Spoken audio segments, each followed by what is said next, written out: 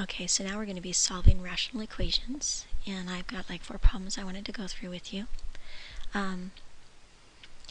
We want to solve, so we want to get the variable by itself on one side and figure out what the value of that variable is. In this case, on number 2, and I chose 2, it's from your textbook, it's part of your homework. I said, okay, I want to get rid of my p on the bottom. Okay, so what's my common denominator? And in this case, it's the p. So I'm going to multiply everything I see by p over 1. P over 1 and p over 1. Okay, now 5 and p, there's nothing on the bottom that cancels, so this is 5p. The p's will cancel here, and I get a 2. The p's will cancel here, and I get a 17. Okay, now I want to get p by itself, so I'm going to subtract 2 from both sides, and I'm going to have 5p is equal to 15. Divide by 5, divide by 5, and I'm going to get p is equal to 3. Okay, I plug in a 3 at the bottom and a 3 there, and I see it does not make a 0. So I'm probably pretty good, and I'm going to assume that's the right answer.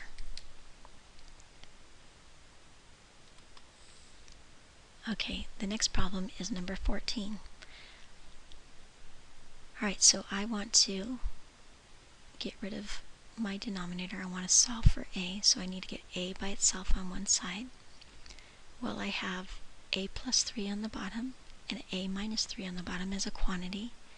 Also, I have the 1 that's invisible. Okay, in this case, my common denominator is these two terms, or these two quantities. So I'm going to multiply everything I see by a plus 3 and a minus 3. So I'm going to multiply a plus 3 and a minus 3. And over here, a plus 3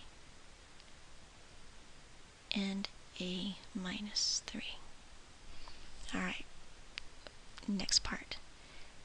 Can I cross-cancel these two quantities? I can. They're the same. They're quantities. They can be canceled out. Over on this side, I have an a. I like to put it in front. And then I have an a minus 3 is equal to. Okay, on this one, can I cancel these two quantities, the negative 3? So a minus 3 and a minus 3, and I do. So I'm going to keep my 2a in the front. I like my number and my letters in front, and then I have a plus 3. And then over here, I can't cancel anything out, but I'm hoping that you might recognize this as a difference of squares. If as a squared minus b squared. So if I had a squared minus 9, would I end up with a plus 3 and a minus 3? And you would. So I'm going to rewrite this as a negative 1, and I'm going to put my parentheses a squared minus 9. I'm going to rewrite that because that's an important step that if you don't do that, you're not going to get the right answer. Alright, so now I'm going to go ahead, do some multiplication, distributive property. I'm going to multiply that. I get a squared. I'm going to multiply this. I get negative 3a. We're going to multiply 2a squared, and then we'll multiply it with positive 6a. Now, this negative 1 means that everything inside of this is going to change to a different sign. This becomes a negative a squared. This becomes a positive 9. Alright, next part. Numbers on one side, or get all the a's on one side, and let's see where we go from there. Alright, so first of all here, I have a negative a squared and 2a squared. So I'm going to put those together because they're on the same side. So 2 minus 1 is 1a squared.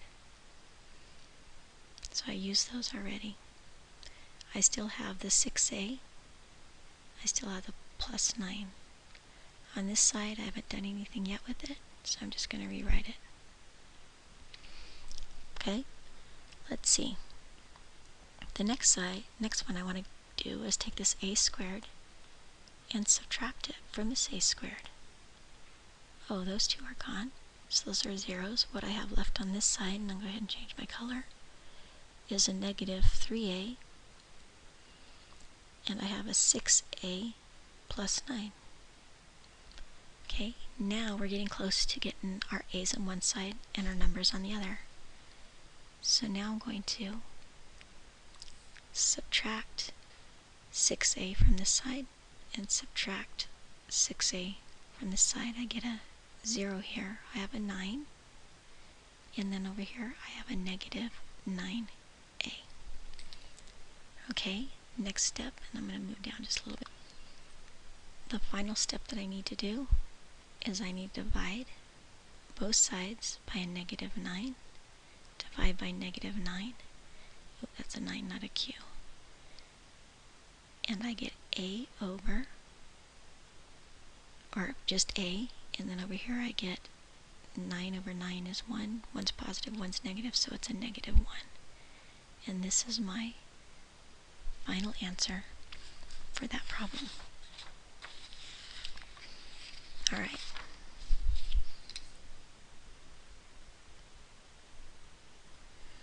Okay, now we're going to do 21.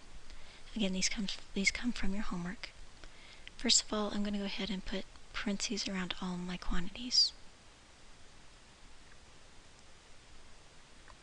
I recognize that this is a proportion because it's a fraction is equal to a fraction, so I'm going to do cross products.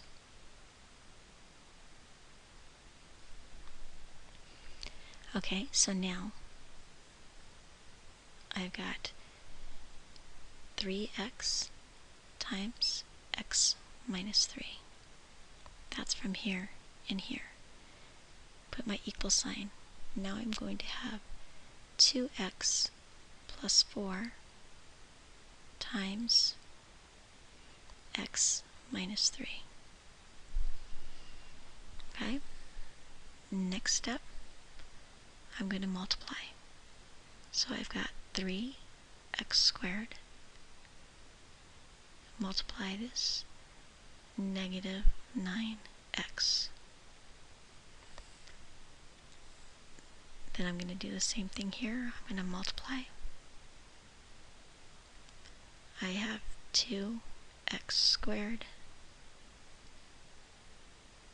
and then I have negative 6x, positive 4x, negative 12. Alright, taking this, and I'm going to combine these together. So I have 2x squared minus 2x minus 12. On this side I haven't done anything else yet. 3x squared minus 9x. Okay, now just like before, we want to get our x's so that we can solve for it. And I'm going to go ahead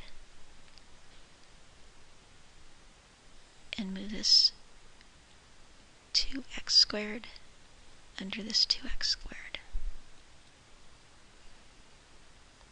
So it's gone over here. I have a negative 2x minus 12 on this side still.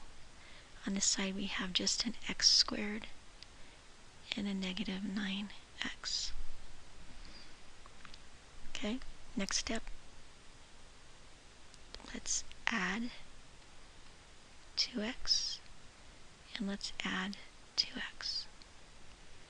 So now I have a negative 12 over here still, and I have a negative 7x, and I have an x squared.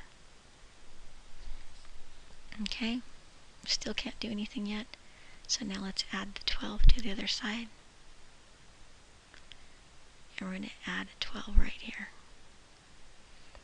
So I'm going to move it down just a little bit. So over here we have a 0, because this is gone. This is a 0.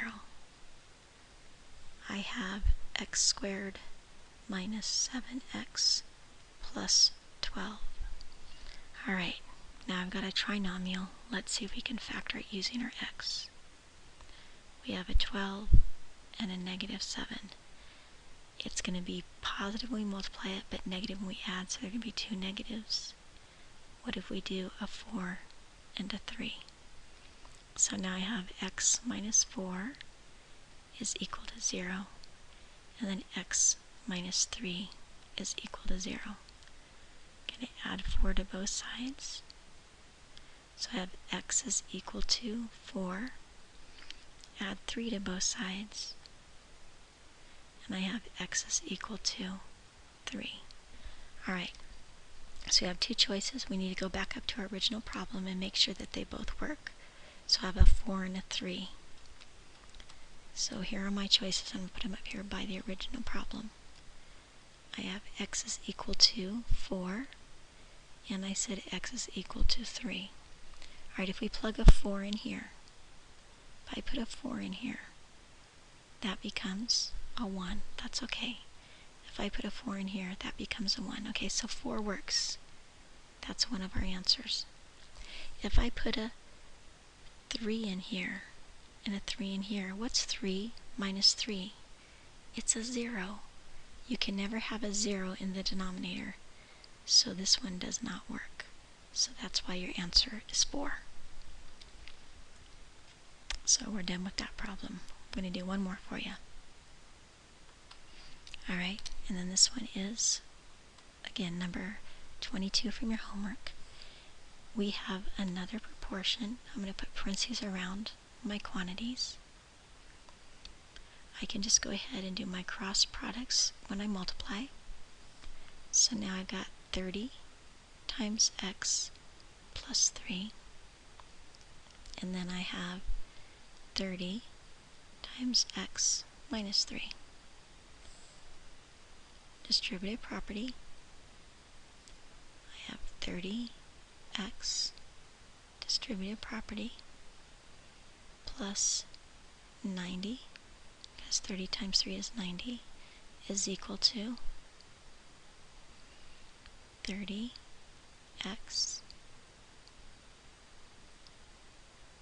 negative 90.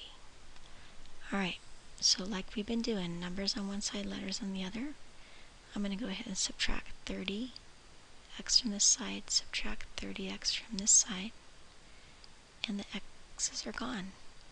I have 90 is equal to negative 90. Is that true? No, it's not. So this is a no solution problem. Okay? Alright, so those were a few problems from your 9-5 assignment.